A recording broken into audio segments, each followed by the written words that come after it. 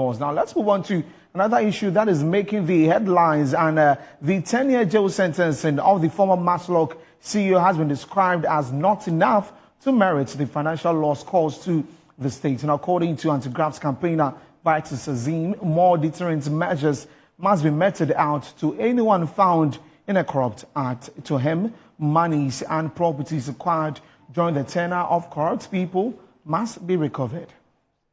Action, which has always been the case, is that it's not enough to jail somebody for causing financial loss to the state or being found guilty of engaging in corrupt acts.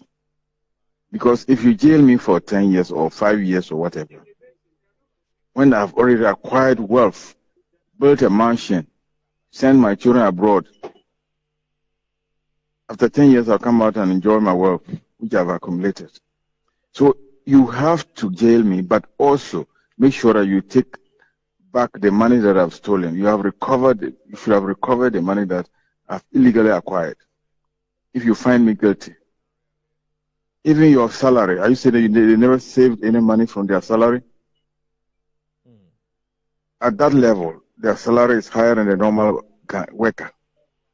So they will have at least acquired some properties. It may not be in real estate, but it could be in cash, in a bank account, or even outside the country, especially when she could just take off to the outside the country and be there. So the assumption is that you have to check on that. Of course, even if it is an assumption, what steps have you taken to find out whether the fellows acquired any properties during the tenure of office or not?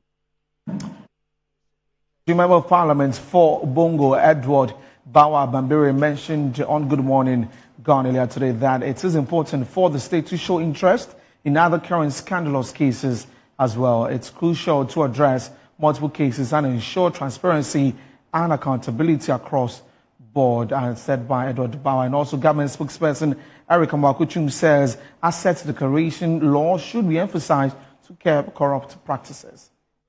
The alacrity with which the Attorney General, and for that matter the state, was interested in dealing with this particular case, I felt that the same issues could have been dealt with other issues.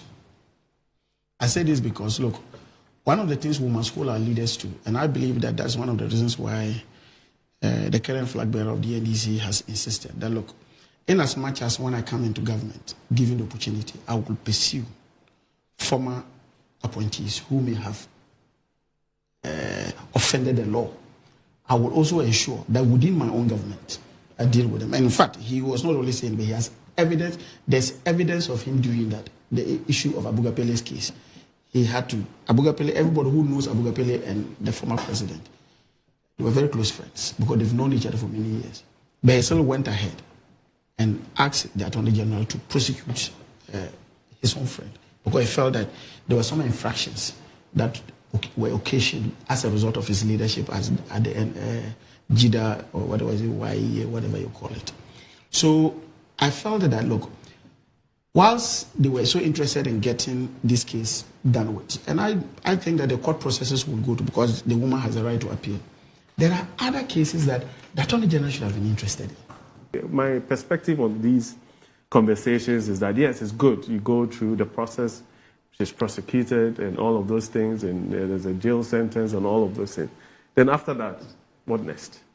You know what I'm saying? So what it means is that even within the public sector landscape, we need to find ways to ensure that issues to do with financial loss to the state, value for money conversations, procurement practices and breaches, and all of those things are things that we cannot come and sit here in another 10-year period and be talking about the same things, especially when you can use best practices. And we all know where these things happen.